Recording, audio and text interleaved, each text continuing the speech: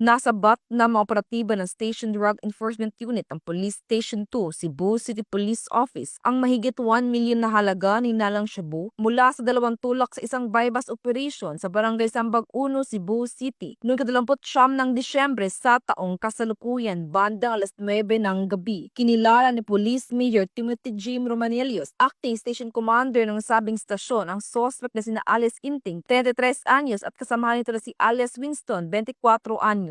Nakumpiska mula sa mga sospek ang 8 pakete na hinalang shabu na may kabuang timbang humigit kumulang 150 na gramo at isang red pouch na gamit bilang lagayan ng illegal na droga. Tinatayang aabot sa 1,020,000 pesos ang halaga ng samsam na shabu batay sa standard drug price. Kasalukuyang nasa kustodiyang stasyon ang mga sospek habang inihanda ang kasong paglabag sa Section 511 na Article 2 ng RA 9165 o ang Comprehensive Dangerous Drugs Act of 2002. Patunay ang matagumpay ang operasyong ito sa patuloy na kampanya ng mga kapulisan laban sa iligal na droga para sa kapayapaan kayusan ng komunidad. Mula dito sa Cebu City, ako ay ang PNN Correspondent, Patrolwoman Annalyn N. Canoog, alagad ng batas, tagataguyod ng Balitang Pulis.